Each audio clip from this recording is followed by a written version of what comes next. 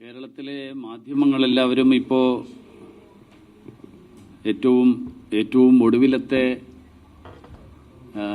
വെളിപ്പെടുത്തൽ എന്നുള്ള നിലയിൽ വാർത്ത വന്നുകൊണ്ടിരിക്കുന്നത് എങ്ങനെയാണ് കഴിഞ്ഞ 9 വർഷക്കാലം കൊണ്ട് കേരളത്തിലെ CPM ഈ രീതിയിൽ തടിച്ചു കൊടുത്തത് എന്നുള്ളതിൻ്റെ വിവരങ്ങളാണ്.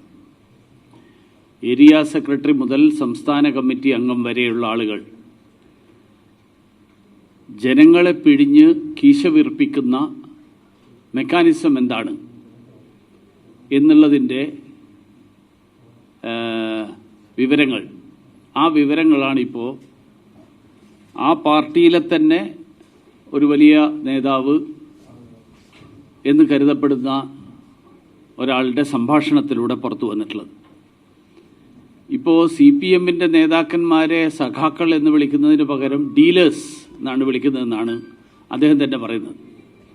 അദ്ദേഹം അങ്ങനെയുള്ള ചില ആളുകളുടെ പേരുകളും പറഞ്ഞിട്ടുണ്ട്.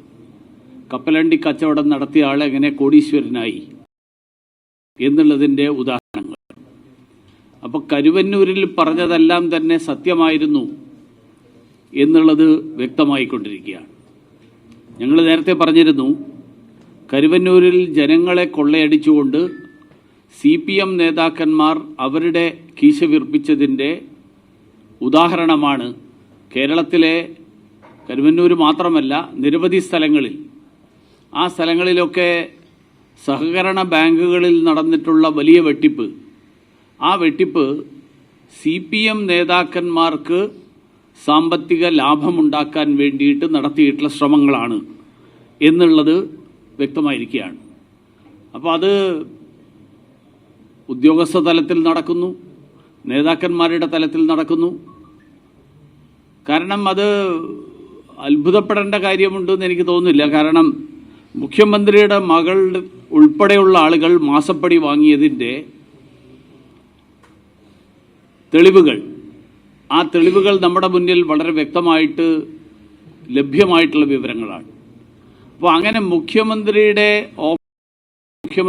മകൾ തൊട്ട് മുഖ്യമന്ത്രിയുടെ കുടുംബം തൊട്ട് ഉള്ള ആളുകൾ ഈ രീതിയിൽ ജനങ്ങളെ പിഴിഞ്ഞ് പണപ്പിരിവ് നടത്തി അതിൻ്റെ ഷെയർ പങ്കുപറ്റുകയും അതോടൊപ്പം കൈക്കൂലിയും അഴിമതിയും മുഖമുദ്രയായിക്കൊണ്ട്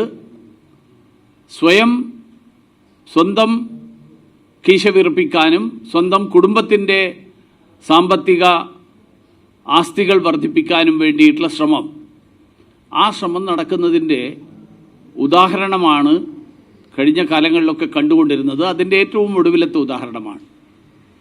വാസ്തവത്തിൽ ഈ വയനാട്ടിലൊക്കെ പോകുമ്പോൾ മനുഷ്യരുടെ ചോര കുടിച്ച് വീർത്ത അട്ടകളെ കാണാനുണ്ട്. CPMന്റെ നേതാക്കന്മാരെ താരതമ്യം ചെയ്യാമെങ്കിൽ ആ ചോര കുടിച്ച് ചീർത്ത ജനങ്ങളുടെ ചോര കുടിച്ച് ചീർത്ത അട്ടകളായിട്ട് CPM നേതാക്കന്മാർ അധപ്പതിക്കുന്ന സാഹചര്യം, ആ സാഹചര്യമാണ് ഇന്ന് കേരളത്തിലെ മാർക്സിസ്റ്റ് പാർട്ടിയുടെ സ്ഥിതി.